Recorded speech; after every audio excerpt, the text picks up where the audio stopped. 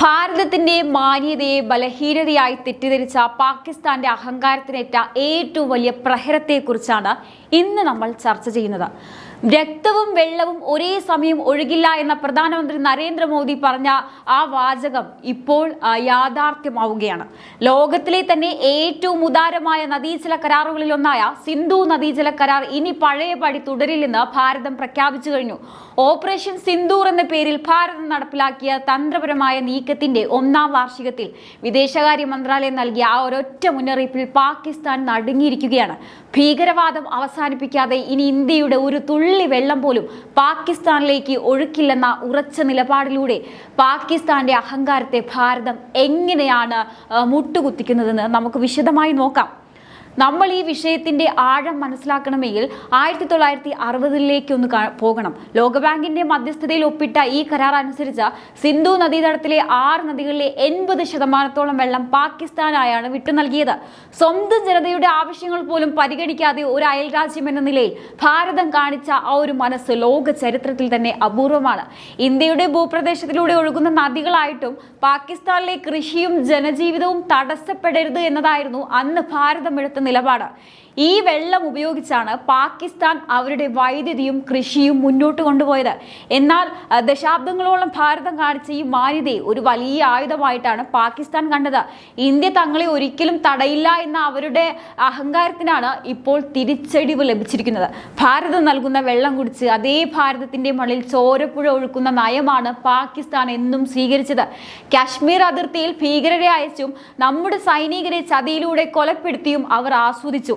കഴിഞ്ഞ വർഷം പഹൽഗാമിൽ നടന്ന ഭീകരാക്രമണം ഇന്ത്യയുടെ ക്ഷമയുടെ നെല്ലിപ്പലക കാണിക്കുന്നതായിരുന്നു. അതിർത്തി കടന്നുള്ള ഭീകരത പാകിസ്ഥാന്റെ ഔദ്യോഗിക നയമായി തുടരുമ്പോൾ ഇനി അവരോട് സഹകരണം വേണ്ടെന്ന് ഭാരതം തീരുമാനിച്ചു. ഇതിന്റെ ഭാഗമായാണ് 1960 കരാർ താൽക്കാലികമായി നിർത്തിവെക്കാനും അത് പുനഃപരിശോധിക്കാനും ഭാരതം തീരുമാനിച്ചത്. ഓപ്പറേഷൻ സിന്ദൂർ എന്ന പേരിൽ ഇന്ത്യ ആരംഭിച്ച ഈ നയതന്ത്ര യുദ്ധം പാകിസ്ഥാൻ സൈന്യത്തിന്റെ നട്ടലൊടിക്കുന്ന ഒന്നായി മാറി. ഒരു വശത്ത് തോക്കുകൾ കൊണ്ട് അതിർത്തി കാക്കുമ്പോൾ മറുവശത്ത് പാകിസ്ഥാന്റെ നിലനിൽപ്പിനെ തന്നെ ബാധിക്കുന്ന തരത്തിൽ നയതന്ത്രപരമായ നീക്കങ്ങൾ ഭാരതം ശക്തമാക്കി. പാകിസ്ഥാൻ ഭരണകൂടം എന്നും വിശ്വസിച്ചിരുന്നത് ഇന്ത്യ ഈ കരാറിൽ നിന്ന് ഒരിക്കലും പിന്മാറില്ലെന്നാണ്. കാരണം ഇതിൽ ലോകബാങ്ക് മധ്യസ്ഥനാണ്.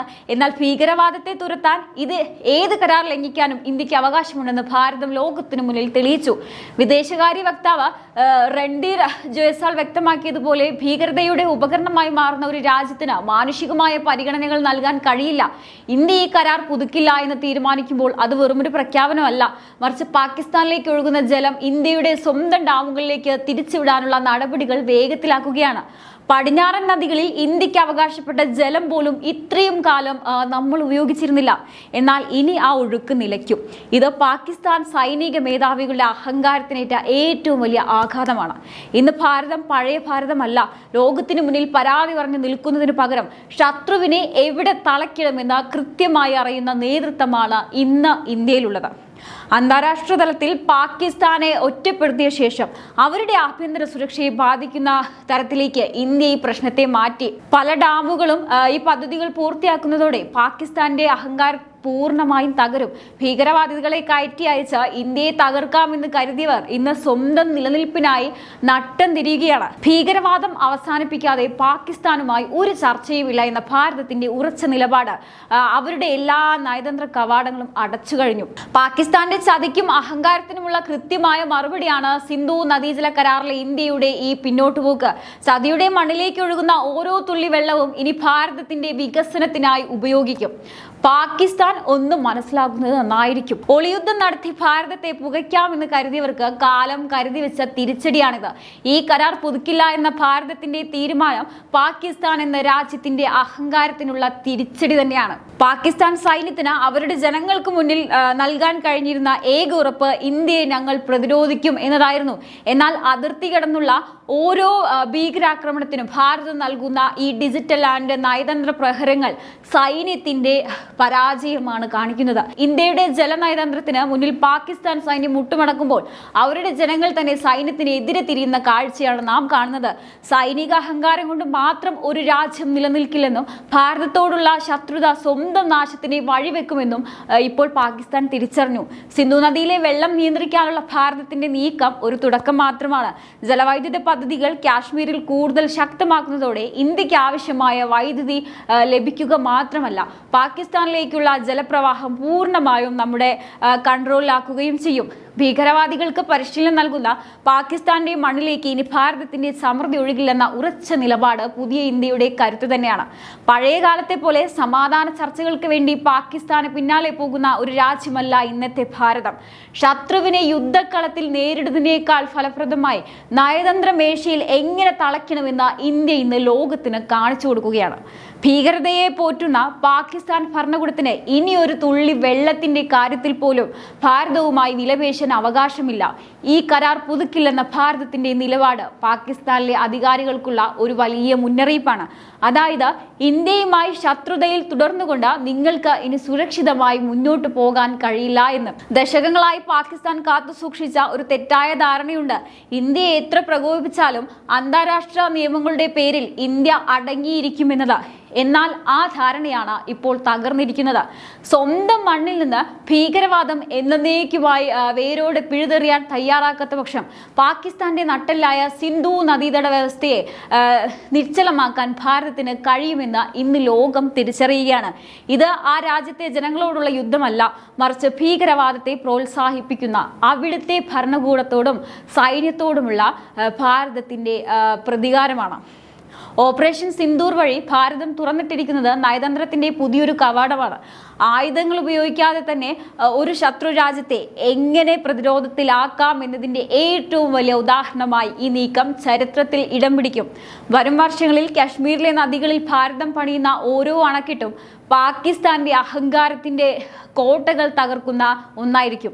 ഇന്ത്യയുടെ ക്ഷമയെ പരീക്ഷിച്ചവർക്കുള്ള ഏറ്റവും വലിയ ശിക്ഷ ഇതാ വന്നെത്തിക്കഴിഞ്ഞു. പാകിസ്ഥാനിലെ ജനങ്ങളെ ഇത്രയും കാലം അവിടുത്തെ സൈന്യം വിശ്വസിച്ചിരുന്നത് ഭാരതത്തിൽ നിന്നുള്ള ഭീഷണി നേരിടാൻ ഞങ്ങൾ മാത്രമേ ഉള്ളൂ എന്നാണ്. എന്നാൽ അതിർത്തിയിൽ വെടിയുണ്ടകൾ ഉതിർക്കാതെ തന്നെ പാകിസ്ഥാന്റെ സാമ്പത്തിക സാമൂഹ്യ അടിത്തറ ഇളക്കാൻ ഭാരതത്തിന് കഴിയുമെന്ന് വന്നതോടെ പാകിസ്ഥാൻ സൈന്യത്തിന്റെ പ്രസക്തി ചോദ്യം ചെയ്യപ്പെടുകയാണ്. ഭീകരവാദം എന്നത് പാകിസ്ഥാനെ സംബന്ധിച്ച് ഒരു ബിസിനസ്സാണ്. ഇന്ത്യയെ അസ്വസ്ഥമാക്കിക്കൊണ്ട് അന്താരാഷ്ട്ര സഹായങ്ങൾ കൈക്കലാക്കുക എന്ന തന്ത്രം.